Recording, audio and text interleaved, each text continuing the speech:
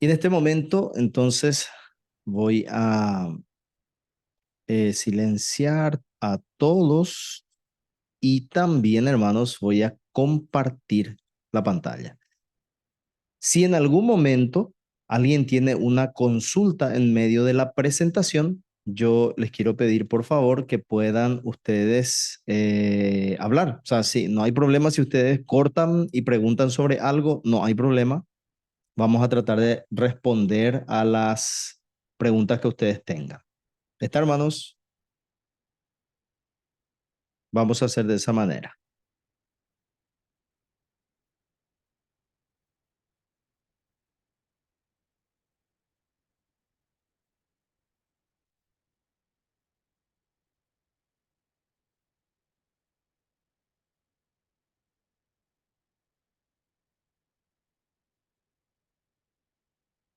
Y aquí,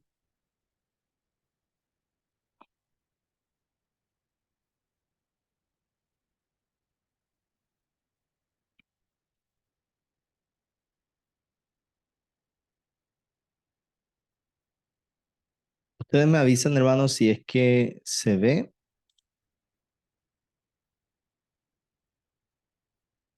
Sí se ve, pastor. Ok. Bueno, vamos a empezar. Este es el capítulo 2 que nos habla un poco de la síntesis sincrónica del Antiguo Testamento. ¿Sí? Y hoy especialmente vamos a detener, detenernos un poco en el nombre, porque es el método también, dice síntesis sincrónica. ¿Qué es la síntesis sincrónica y cómo ayuda en lo que es la teología bíblica? Antes de avanzar, es importante que nosotros podamos repasar un poco nuestra definición. Recordemos, hermanos, que la teología bíblica es una reflexión teológica, es decir, pensamos, meditamos teológicamente, es decir, qué tiene que ver sobre Dios o qué aprendemos de Dios.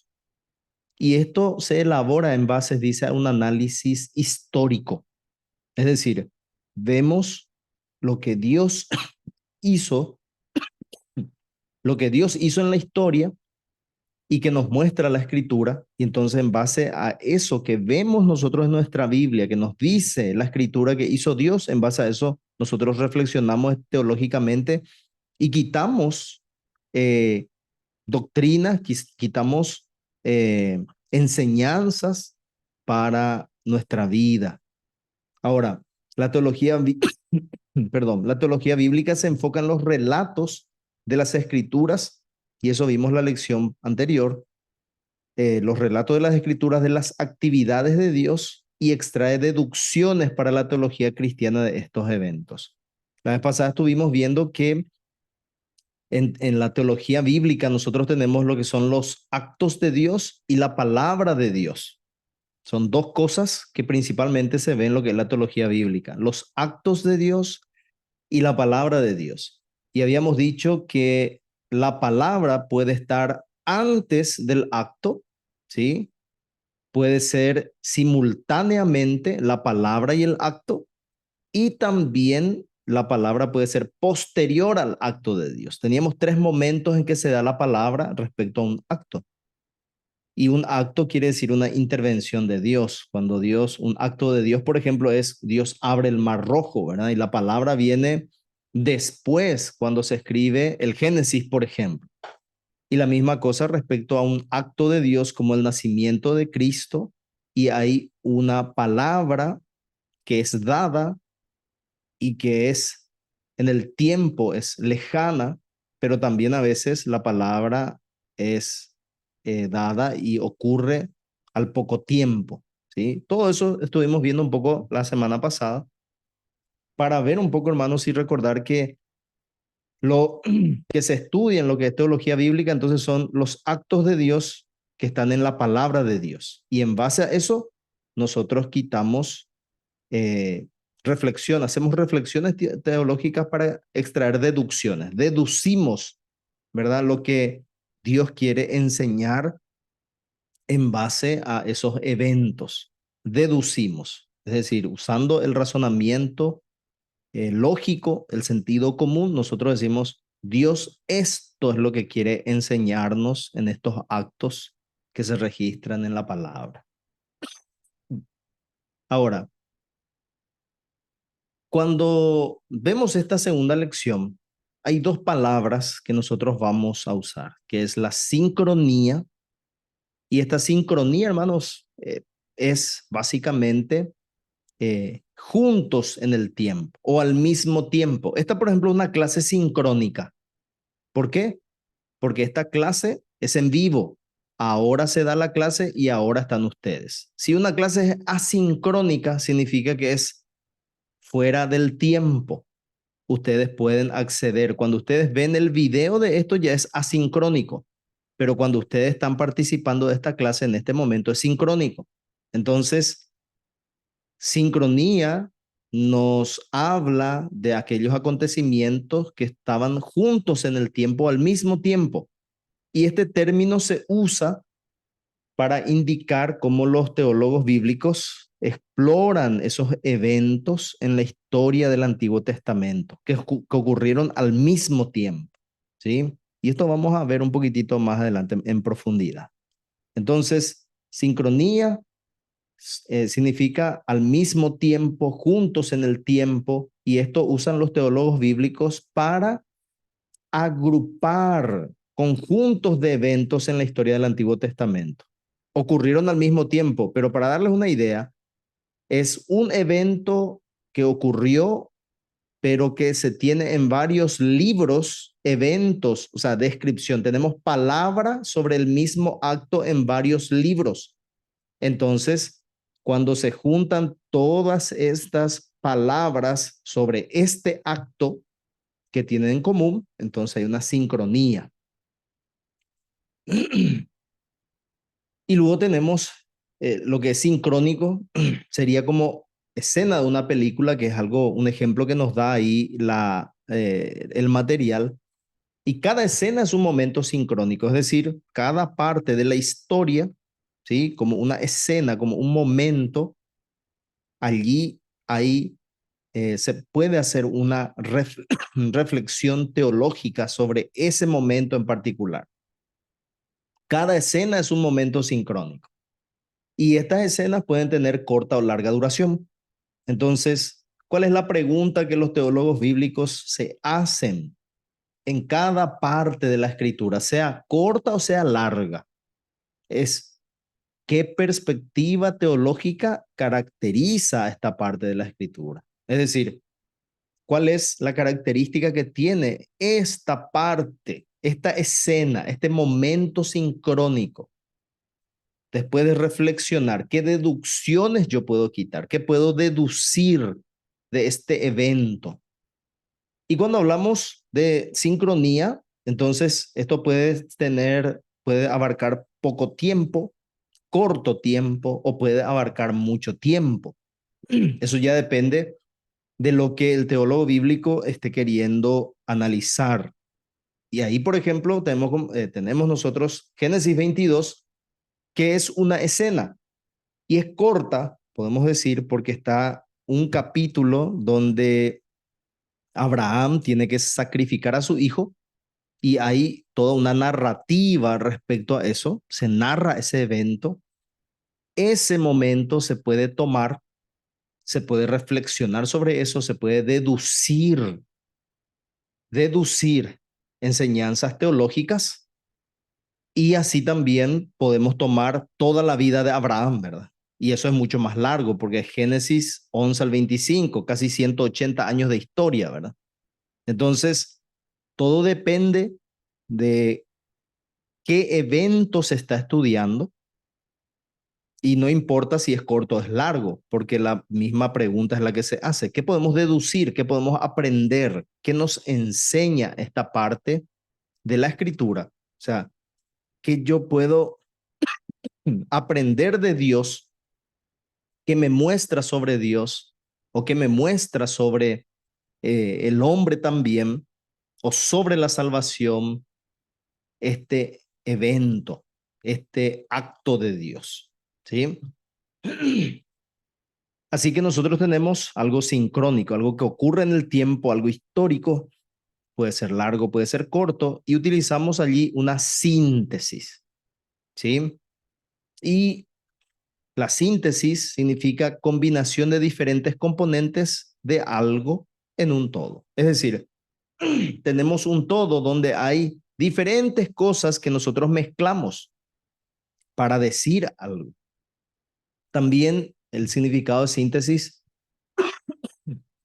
exposición breve, escrita u oral, que a modo de resumen contiene un conjunto de ideas fundamentales y relacionadas con un asunto o materia y que estaban dispersas. Es decir, cuando yo hago una síntesis, tomo algo que está en diferentes lugares, junto eso en forma coherente, en forma que tenga sentido para explicar algo. Y eso también vamos a ver en un ejemplo un poco más adelante. Entonces tenemos dos cosas. Tenemos una síntesis sincrónica, es decir, tenemos una exposición dentro de lo que es la teología bíblica. Lo que se hace es una síntesis, se expone en forma breve se exponen en una forma breve aquellas deducciones teológicas o aquellas enseñanzas sobre Dios que nosotros vemos en los diferentes actos de Dios que están en las escrituras en el Antiguo Testamento. Eso podríamos decir entonces sobre lo que es el método, ¿verdad? La estructura.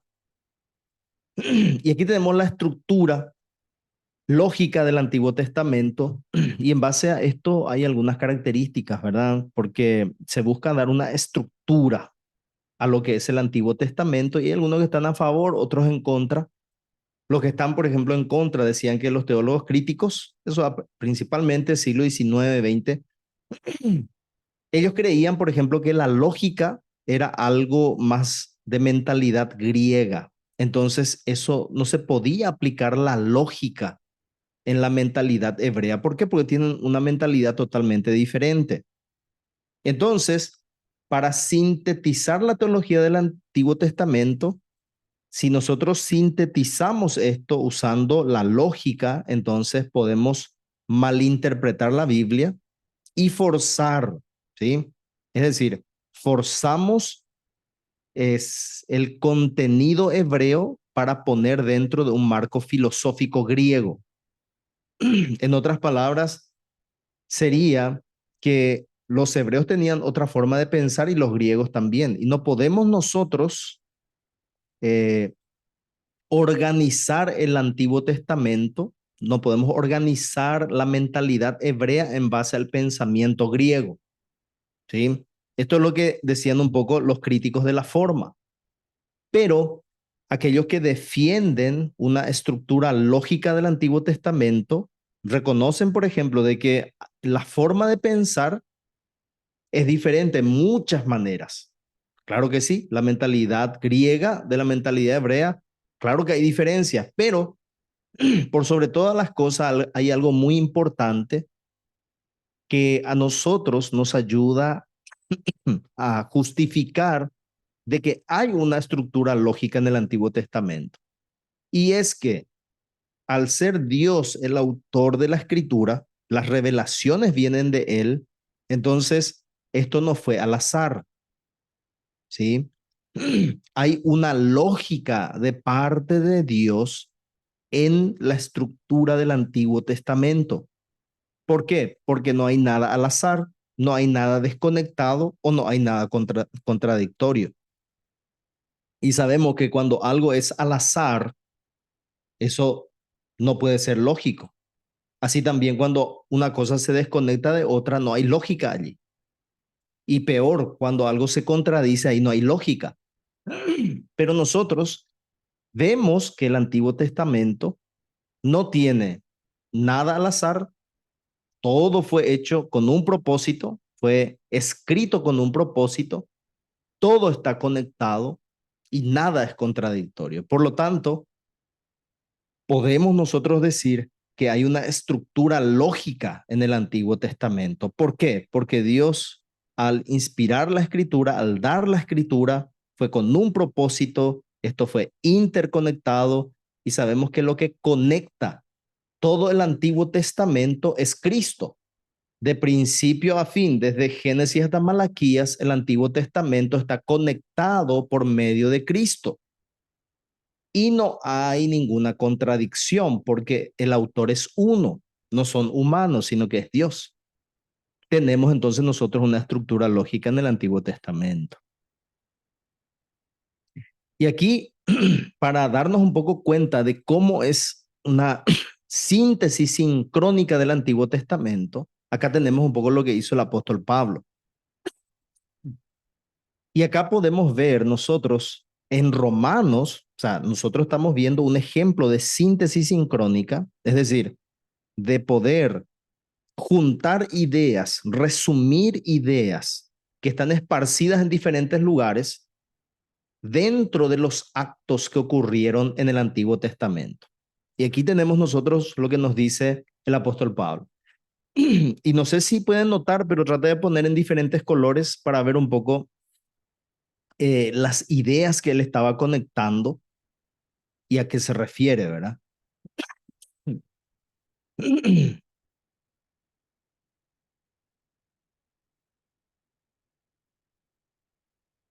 Pueden ver allí ustedes, se ven los colores.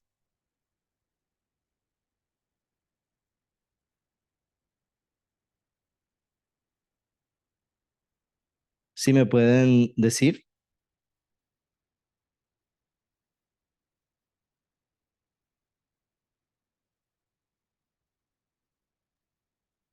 Lo Hola. que veo que está hojeando el material del curso, Ah, ok. está yendo para abajo. A No todo se ve ese, el, se veía recién, pero después pasó. a ver, un poco voy a arreglar esto porque acá, Lo que pasa en las pestañas, tiene que dar en las pestañas seguramente, de al lado azul claro y marrón, dice. Ese es, este es. ese es, sí. Ahí se ve. Sí. Ah, ok, ahí está. Es por la pantalla. Ahí está. Ok.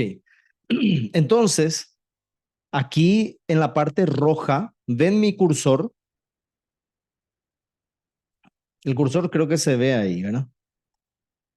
Sí Sí. se ve, pastor. Y el icono, el de 70 tapa un poquitito la pantalla en una esquina. Ahí se ve un poco más completo la pantalla.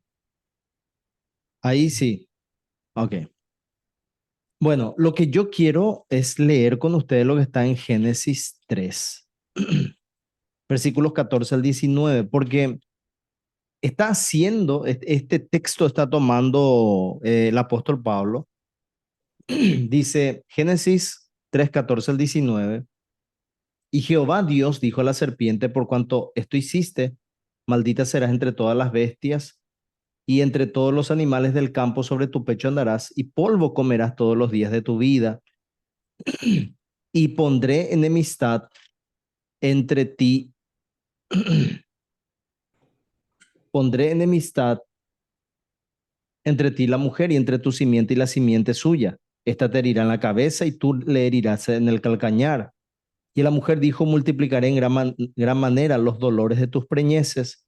Con dolor darás a luz los hijos y tu deseo será para tu marido y él se enseñoreará de ti. Y el hombre dijo, por cuanto obedeciste a la voz de tu mujer y comiste del árbol que te mandé diciendo, no comerás de él, maldita será la tierra por tu causa, con dolor comerás de ella todos los días de tu vida. Espinos y cardos te producirá y comerás plantas del campo. Con el sudor de tu rostro comerás el pan hasta que vuelvas a la tierra, porque de ella fuiste tomado, pues polvo eres y al polvo volverás. ¿Qué es lo que vemos aquí, hermanos? Aquí vemos, este texto toma el apóstol Pablo y empieza a hablar en Romanos, en el capítulo 12, dice, el pecado entró en el mundo por un hombre y por el pecado la muerte. Así la muerte pasó a todos los hombres por cuanto todos pecaron. Aquí está sintetizando lo que pasó aquí en Génesis capítulo 3. Él está haciendo una síntesis de todo lo que nosotros leemos prácticamente en el capítulo 3. por un hombre entró el pecado y por el pecado la muerte. Al polvo volverás, de allí fuiste tomado. Y pasó a todos los hombres, por cuanto todos pecaron. Y aquí está haciendo una síntesis, porque dice, como entró el pecado y el pecado trajo la muerte, así también la muerte pasó a todos los hombres, porque todos pecaron en Adán. Pero luego hace una afirmación y dice, pues antes de la ley había pecado en el mundo, pero donde no hay ley no se inculpa de pecado. Y esta frase, él está tomando un periodo, ¿verdad? El periodo desde Adán hasta Moisés, porque desde Adán hasta Moisés no había ley. Dice, antes de la ley, antes de Moisés, desde Adán, había pecado en el mundo. Esto es lo que dice él, pero donde no hay ley no se inculpa de pecado. Y aquí uno puede pensar, y es lo que también en el material ustedes pudieron ver, no había mandamientos. Y si no había mandamientos, si no hay ley, entonces no se puede culpar de pecado. Y entonces se puede decir que en ese tiempo eran inocentes. Pero Pablo está argumentando aquí, él está deduciendo, y dice, no obstante reinó la muerte desde Adán hasta Moisés. ¿Cuál es su argumento? ¿Cuál es su deducción? Él dice, si hubo muerte, y se hace esta pregunta, ¿será que desde Adán hasta Moisés, donde no había ley, será que seguía habiendo muerte? ¿Será que murieron las personas? Y la respuesta es sí, la gente siguió muriendo. Y si por el pecado entró la muerte y los que pecaron murieron, eso significa que aunque no había ley, ellos siguieron pecando y por eso es que murieron. Entonces, dice, no obstante, reinó la muerte desde Adán hasta Moisés. Este es su argumento. Él decía, no hay, no es que se inculpa de pecado, no es que se le dice a un inocente que es pecador sin causa, sino porque la muerte seguía reinando desde Adán hasta Moisés. Eso significa que todos eran pecadores. Y dice, aún en los que no pecaron a la manera de la transgresión de Adán, es decir, Adán recibió un mandato directo de parte de Dios. Le dijo, no vas a hacer esto. Y aunque desde Adán hasta Moisés nadie recibió un mandato directo, aún así el pecado había. Y la prueba de que el pecado estaba en los hombres es la muerte.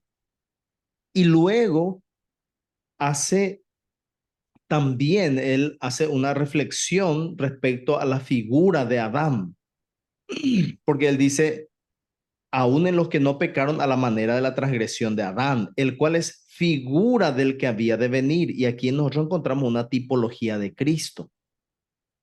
Entonces, aquí está hablando una tipología de Cristo, está dando un argumento de por qué en el tiempo en que no había ley, desde Adán hasta Moisés, por qué había pecado, él está explicando, está deduciendo. Entonces vemos como él sí, perdón, sintetiza prácticamente un gran periodo de la historia, justificando dentro de esto lo que es el juicio de Dios. Porque recordemos que desde Adán hasta Moisés también hubo juicio, ¿sí? Recordemos el diluvio. El diluvio vino, ¿por qué? Porque la maldad de los hombres aumentó hasta el límite. Entonces, esto es lo que Pablo está haciendo. Él está sintetizando en este acto de Dios, por medio de este acto de Dios, él está deduciendo y está juntando de diferentes lugares, ¿verdad? Porque está juntando lo que pasó en el Génesis, lo que pasó en el tiempo entre Adán y Moisés, está hablando de la muerte y está hablando inclusive de Adán, que es, y habla de Adán como una figura del que había de venir, es decir, de un tipo de Cristo. ¿Se dan cuenta, hermanos, cómo usaba Pablo? O sea, cómo hizo Pablo respecto a partes de la escritura del Antiguo Testamento. Él hizo una síntesis, ¿verdad? en base a eventos que ocurrieron dentro del Antiguo Testamento y agrupó esto para hacer una deducción teológica. Agrupó estos actos para hacer esta reflexión. ¿Qué tal vamos hasta allí?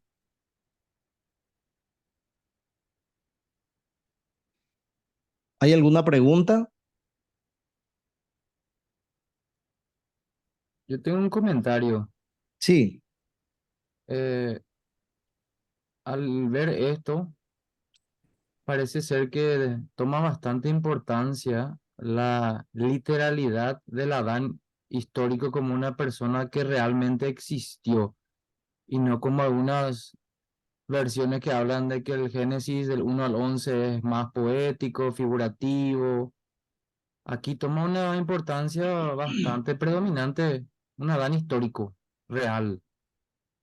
sí.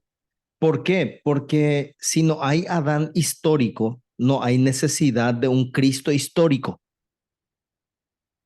¿verdad? Ese es un punto. Porque si el Adán en la historia no existió, entonces no hay necesidad tampoco de que el Cristo histórico exista, ¿verdad?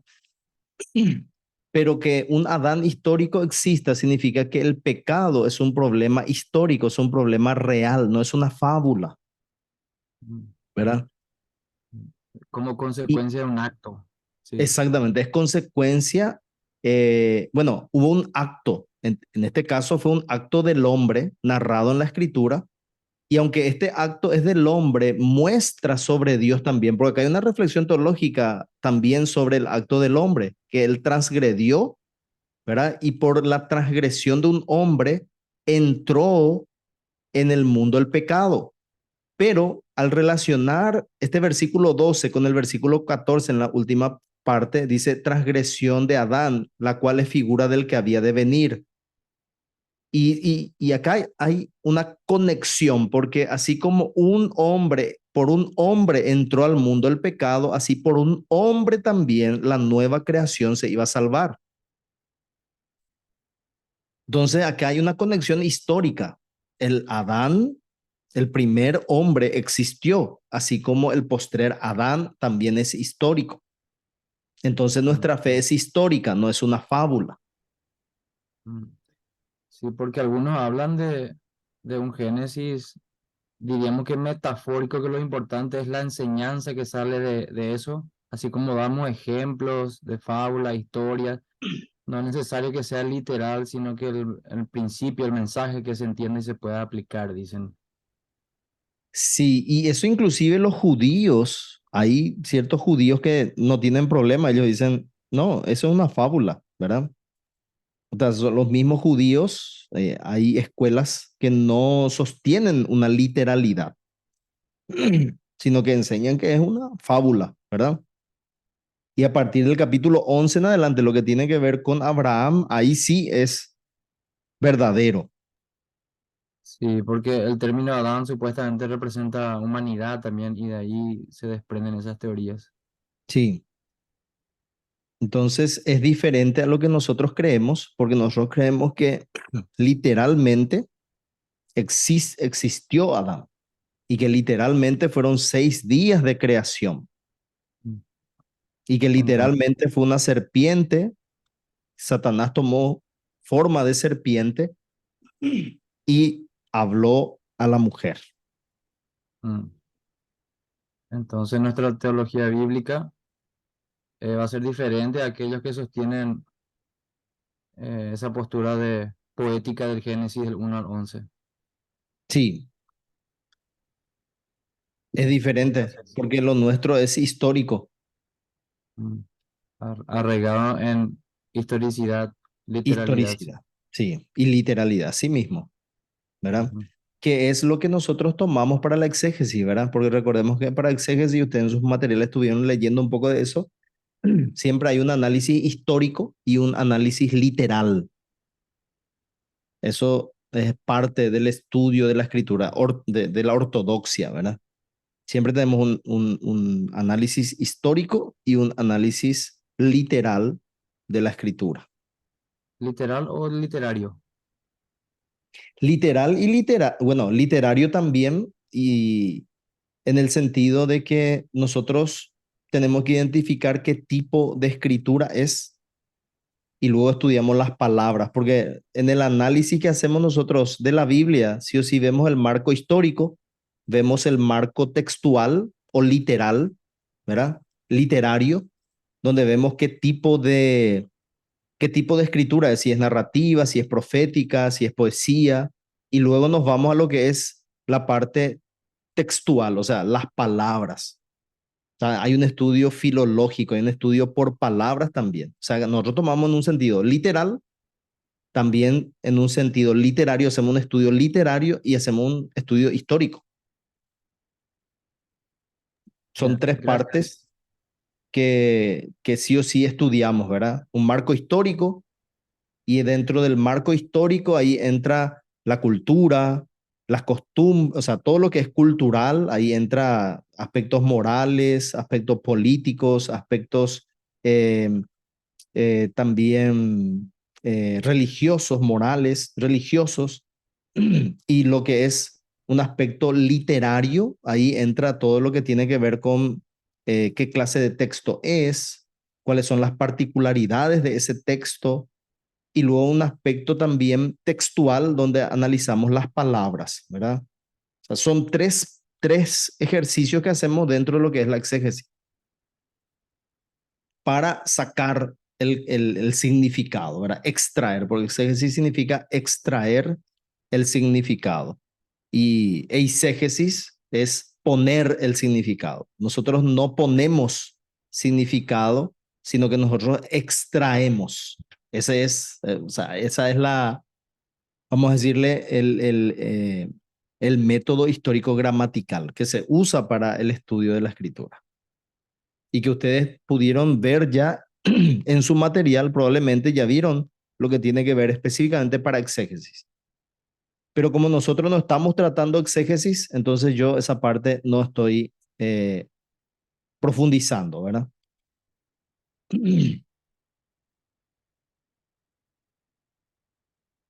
Ahora, entonces vemos todas estas cosas aquí, ¿verdad? Cómo está tratando diferentes temas. Entonces, él lo que hace, eh, él hace él sincronizó el tiempo desde la caída hasta que la ley se dio, ¿verdad? Y luego sintetizó, ¿verdad? Cada periodo. Y ahí dio diferentes características. Hay una sincronía en cuanto al tiempo, desde la caída hasta que se dio la ley, y luego sintetizó cada periodo dando características, ¿sí? Es lo que podemos ver nosotros en el trabajo de Pablo. Y ahí nos damos cuenta que él era un teólogo bíblico, estaba haciendo teología bíblica, algo que nosotros hasta hoy hacemos, ¿verdad?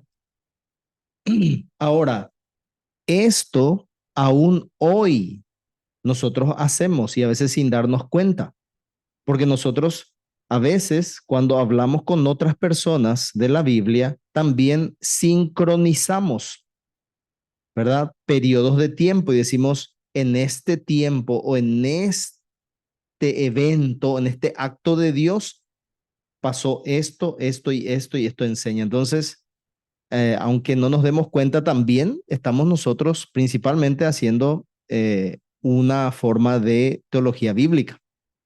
Si hacemos esto, no nos damos cuenta nomás de que estamos haciendo. Pastor, te puedo interrumpir un ratito ahí. Sí, Te quería hacer una consulta. Viste que estamos viendo en este ejemplo de síntesis. Y en la clase anterior vimos en la teología bíblica que la reflexión teológica tiene dos tendencias: el análisis de hecho histórico y el análisis teológico histórico. De este ejemplo se puede quitar las dos tendencias,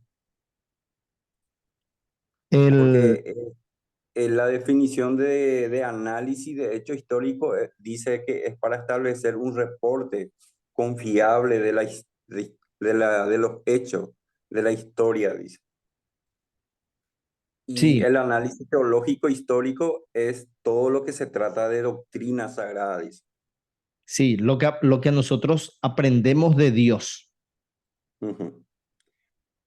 ¿Y tu Y en pregunta este cuál es, ejemplo, hermano? en este síntesis, se puede quitar las dos tendencias, o sea, se puede usar las dos tendencias. Y acá tenemos que hacer nuestra pregunta. ¿Hay aquí un análisis teológico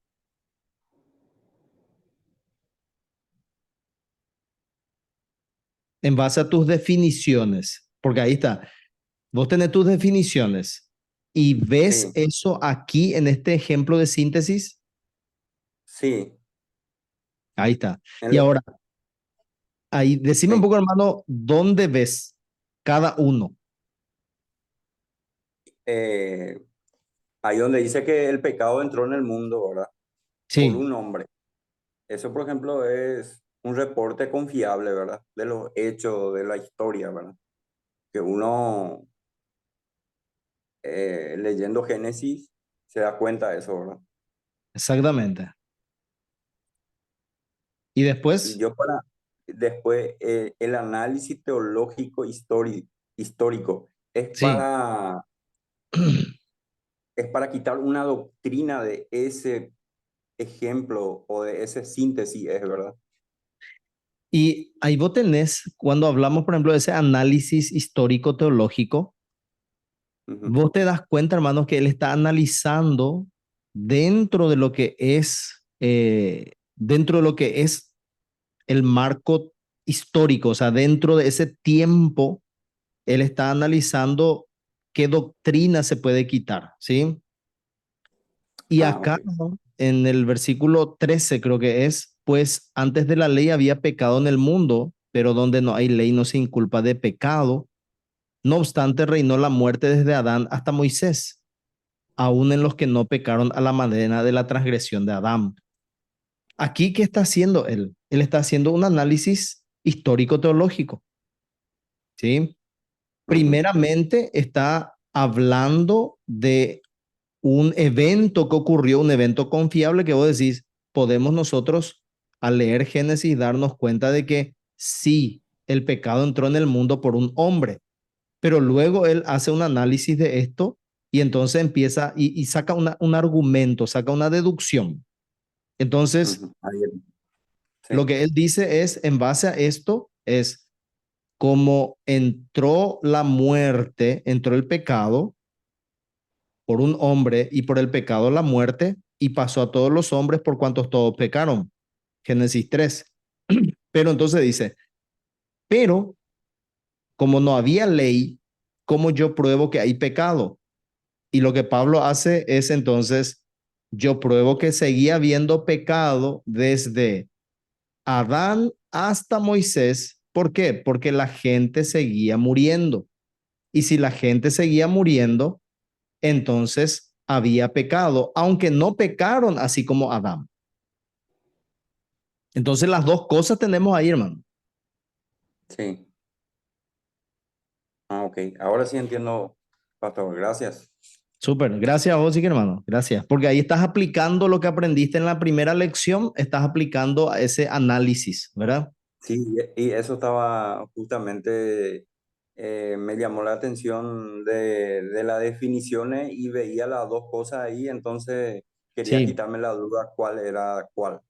y las dos cosas vemos ahí, Sí, ¿verdad? así Excelente. mismo. Gracias. A vos sí que, hermano, a vos. Y luego vemos un poquitito lo que es la síntesis sincrónica.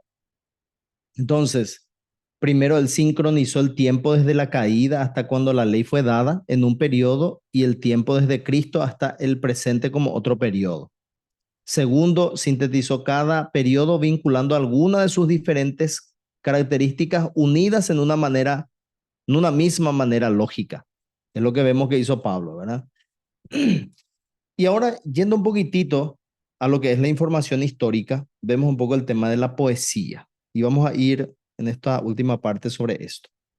Dice, los escritores, ¿verdad? Los que escribieron el Antiguo Testamento. Cuando tenemos, acá tenemos poesía y narrativa principalmente, y vamos a analizar un poco a quiénes ellos hablaron. Habla de ese mundo, de los actos y palabras de Dios para su mundo en el cual vivían sus lectores. Entonces, cuando hablamos de ese mundo es actos y palabras de Dios que hablan a su mundo, que es el mundo donde ellos vivían. ¿Por qué? Porque ellos, los escritores, ¿verdad? De la Biblia, del Antiguo Testamento, siempre estuvieron interesados en dos mundos, ¿verdad? Ese mundo de los actos y palabras de Dios y también en su mundo en el cual ellos vivían y vivían sus lectores. Entonces, proporcionaron datos objetivos acerca de los actos y palabras de Dios. Por ejemplo, en el pasado abrió el mar. Eso se refiere a ese mundo de los actos y palabras de Dios. Pero el mensaje para su mundo era confianza en el peregrinaje que estaban haciendo ellos ahora en el desierto. Así también hablaron al presente, por ejemplo, Salmo 1, donde habla de meditar en la palabra de Dios. Esto es respecto a los actos y palabras de Dios, y a su mundo es para inspirar esa meditación en la Biblia. Y así también dentro de esta poesía encontramos, por ejemplo, escritos que hablan sobre el futuro. Isaías 41 al 11, que habla de un regreso, de un exilio. Eso se refiere a los actos y palabras de Dios. O sea, Dios estaba hablando de que iba a pasar algo en el futuro, que Él iba a hacer algo, iba a traerles del exilio. Pero, ¿cuál era el mundo en el que vivían sus lectores? Y sí, ellos estaban en el exilio, entonces esto es para mantener la esperanza. Entonces, vemos que la información histórica que se da en la poesía principalmente es para dos mundos. Un mundo, ese mundo de los actos y palabras de Dios, y también para la circunstancia donde estaban aquellos lectores. ¿Sí? Hay un interés doble. Lo que narra la historia de la Biblia es respecto a lo que Dios hizo, hace o va a hacer para hablar al presente, a la circunstancia de esas personas. ¿Sí? Y esto también se ve en lo que es la narrativa.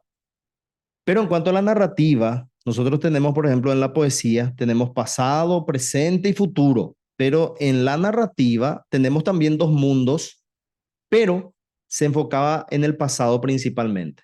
Y esto, toda la narrativa que tenemos, por ejemplo, primera y segunda de Crónicas y primera y segunda de Reyes, allí tenemos, por ejemplo, eventos que pasaron. Y todo esto es narrativo, ¿verdad? No hay nada profético ni poético, sino que es narrativo.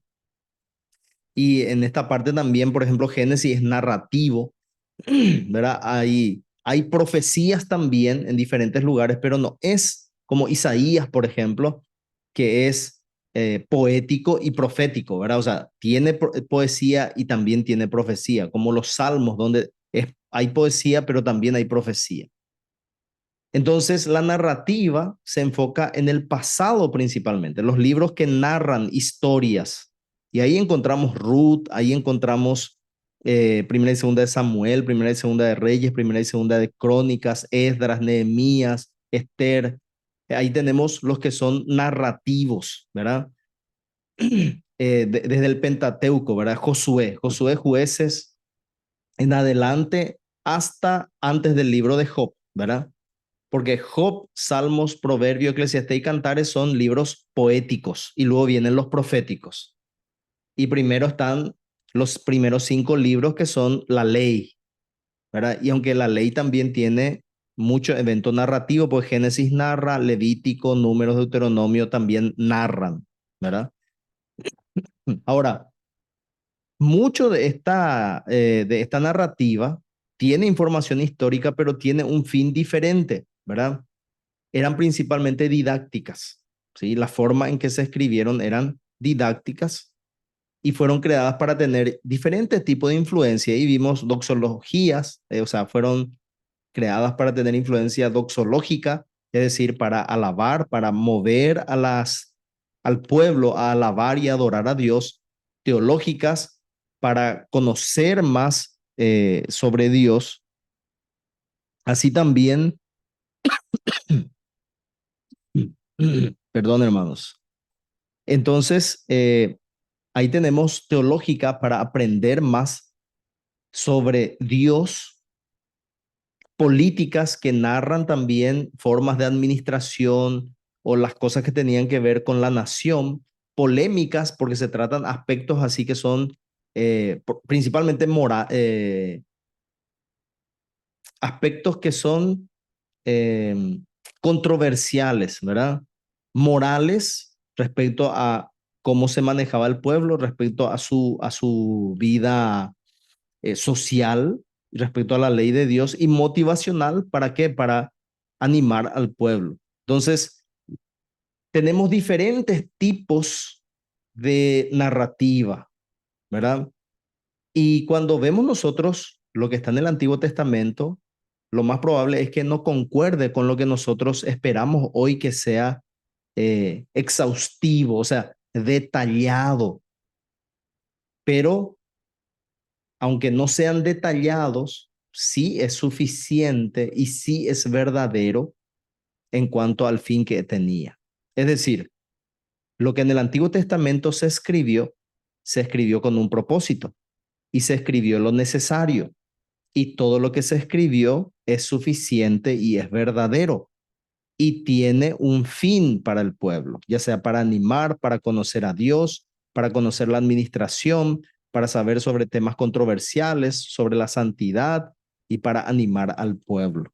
Entonces, esta es la característica que tiene la información histórica en los libros narrativos. Y vemos también las estructuras sintéticas, es decir, cómo es que se forman estas estructuras, ¿sí? ¿Cómo se forman? Primeramente, eh, vemos la variedad de recursos, esta estructura sintética que nosotros tenemos, y ahí, por ejemplo, lo que vimos nosotros con Pablo, esa es una estructura sintética, es decir, hay una síntesis, ¿sí?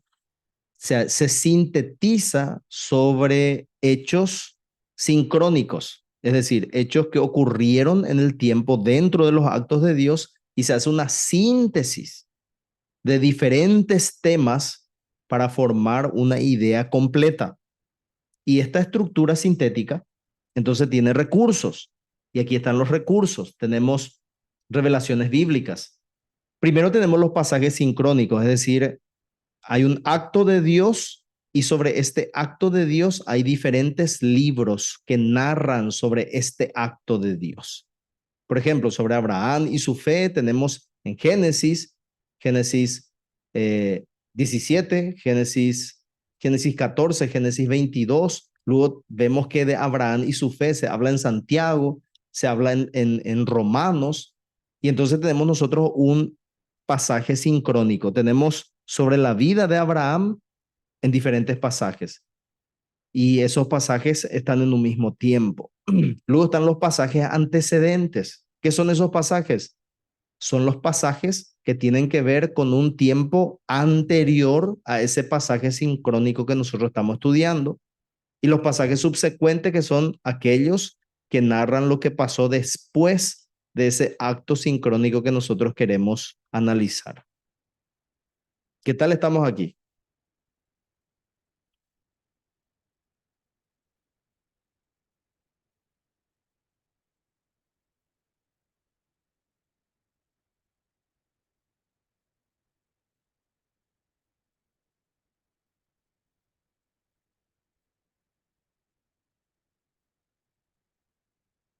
A ver un poco.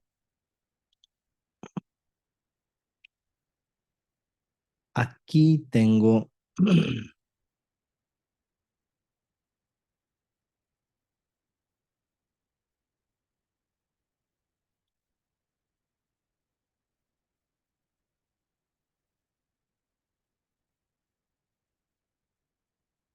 ahí estoy abriendo una pizarra.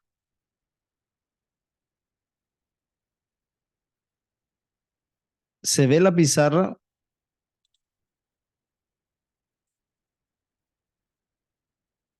¿Me pueden avisar si se ve?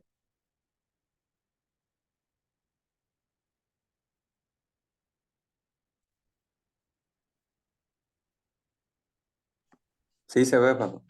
Ok. Quiero explicar nomás esta estructura sintética. Acá yo voy a poner la estructura sintética. ¿Ven aquí el cuadrado?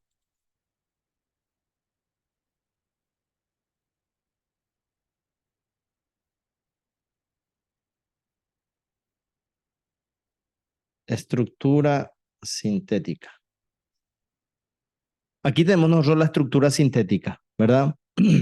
Para lograr esta estructura sintética que nosotros vimos ahí en Romanos, entonces lo que sí me gustaría es que tengamos en cuenta esta estructura sintética,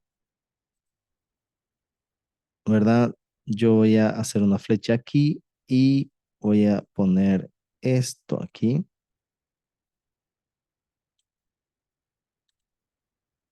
Y aquí tenemos, por ejemplo, el pasaje sincrónico.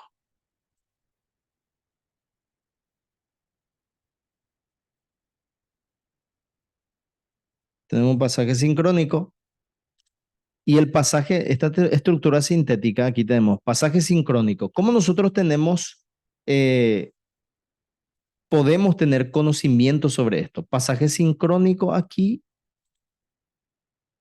y esto quiero explicar un poquitito, porque al final dividimos así, ¿verdad? Aquí tenemos, por ejemplo, los pasajes antecedentes y acá tenemos los pasajes subsecuentes. Lo que yo quiero, hermanos, es que cuando tenemos un pasaje sincrónico, es el pasaje, por ejemplo, lo que vimos en Romanos capítulo, el que vimos y aquí tengo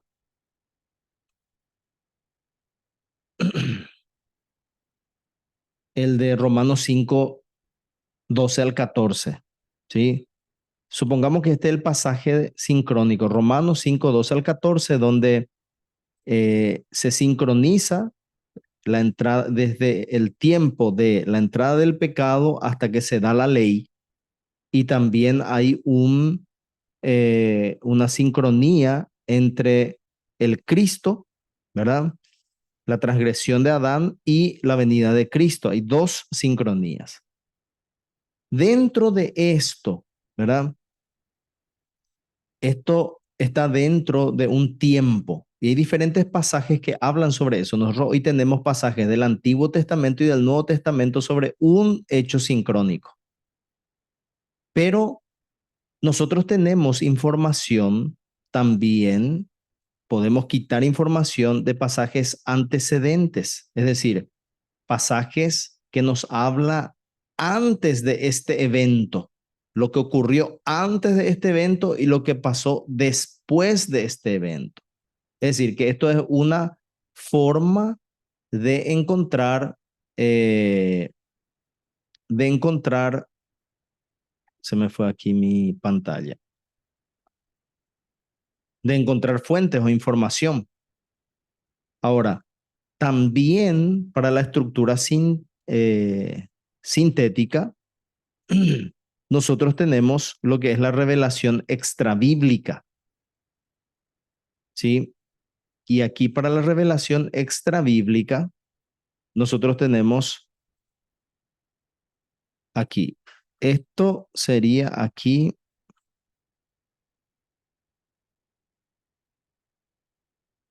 a un lado y aquí al otro.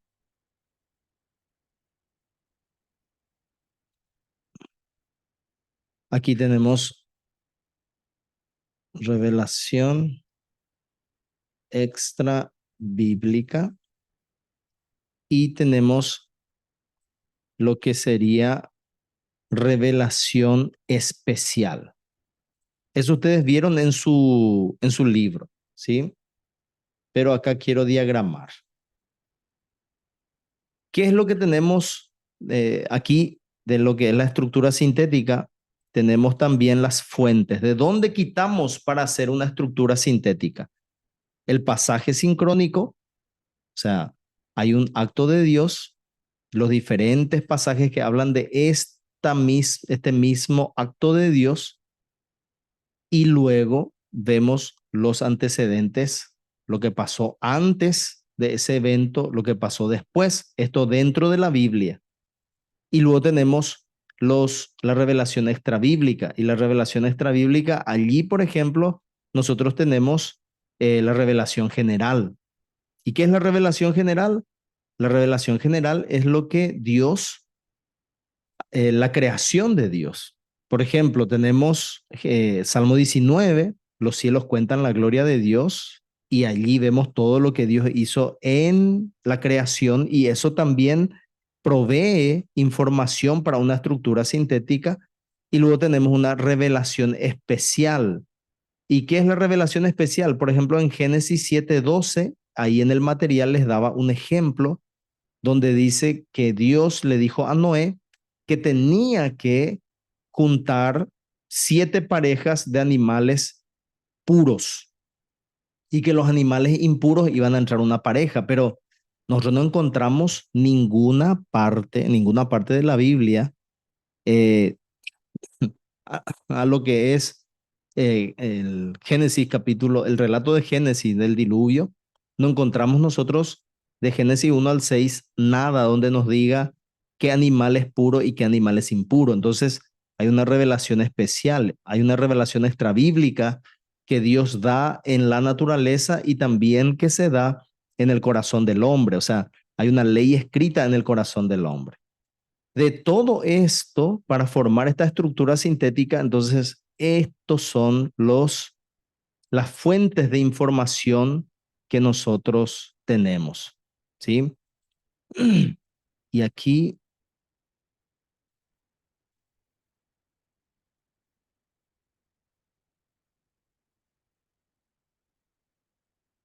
y por último, entonces quiero,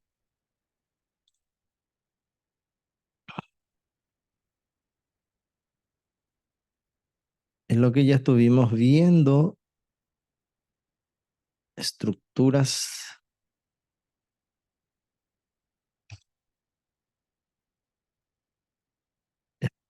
Se ve ahí la estructura sintética, ahí está. Entonces tenemos los recursos para esto. ¿De dónde quitamos nosotros la información? Revelaciones bíblicas, pasajes antecedentes, pasajes sincrónicos, pasajes subsecuentes y revelaciones extrabíblicas, revelación general y revelaciones especiales. Y por último, tenemos, hermanos, lo que es la estructura sintética y la variedad de niveles. Y allí es donde vemos algunos niveles, y vamos a hablar de algunos de ellos. Básico, estructura teológica más básica que aparecen en las conexiones e implicaciones lógicas entre palabras y actos específicos de Dios. Por ejemplo, donde podemos decir que más fácilmente podemos darnos cuenta lo que Dios está haciendo, porque vemos lo que Dios hace, lo que Dios dice y lo que Dios hace. Recordemos que hay palabra hay actos de Dios que están en el mismo tiempo que la palabra se da. Hay actos que ocurrieron, hay palabra se dio antes y después del acto, y también hay palabra que se dio eh, después, ¿sí? Al acto. Eso vimos la clase pasada. Y aquí vemos lo básico, entonces la estructura teológica más básica son las conexiones están allí dentro de nuestro texto, por decir de una manera. Dentro de lo que vos estás leyendo, ahí ya aparecen las implicaciones básicas para tu estructura sintética. Génesis 2:15 al 22, ahí narra un poquitito lo que es, o sea, narra lo que es la creación del hombre y también de la mujer. Luego tenemos algo más complejo, algo medio. Los simples actos y palabras de Dios de Dios no ocurren en forma aislada unos de otros, y cabe decir lo mismo de los conjuntos de sus acciones y palabras. Y aquí tenemos algo un poco más complejo. Es decir, ahí tenemos un acto y tenemos una palabra, pero cuando tenemos un conjunto de actos de Dios y palabras de Dios, eso también es una estructura. Y al unir esto, un ejemplo, tenemos los pactos. Acá nosotros tenemos el pacto con Adán, el pacto con Noé, el pacto con Abraham, el pacto con Moisés, el pacto con David y el pacto con Cristo, ¿verdad? El pacto mesiánico. Entonces, ahí tenemos nosotros pactos, diferentes actos de Dios, ¿sí? Que tienen una relación los unos con los otros. Entonces, allí tenemos nosotros una estructura sintética media. Y luego tenemos algo mucho más complejo. Tenemos lo que es una estructura sintética compleja, y esto es de largo alcance y incorpora muchas estructuras de nivel básico y medio, y luego se combinan con otras ideas también. Es decir, tenemos estructuras básicas, pero también tenemos conjunto de estructuras sintéticas, y luego tenemos este conjunto de estructuras básicas y medias que se combinan con otras ideas y que es de mucho más largo alcance. Y acá tenemos, por ejemplo, lo que es el reino de Dios. Entonces, esa doctrina del reino de Dios es una estructura sintética mucho más compleja. ¿Por qué? Porque eso se ve desde Génesis hasta Apocalipsis. Es decir, está en toda la Biblia, ¿verdad? Y entonces ahí encontramos nosotros que la historia se mueve para llegar a esta meta, ¿verdad? Para que Dios establezca su reino aquí en la tierra, así como es en el cielo. Y en la Biblia aclara que Dios ordenó, ¿verdad? A los seres humanos a hacer, a realizar esto. Eso vimos, por ejemplo, en el curso cuando hablamos de Génesis, cuando estuvimos viendo lo que era Génesis, historia primigenia, vimos cómo cada ser humano es una imagen de Dios y es un representante de Dios, así como en la antigüedad donde habían estatuas de los reyes, de los gobernantes, y así Dios, el rey supremo, cada una de las personas son una imagen de Dios para establecer su reino en esta tierra, ¿sí? Entonces, esa fue el propósito también de Adán, ¿verdad? Él es la imagen de Dios y fue puesto en el jardín para que extienda los límites de ese jardín de Dios.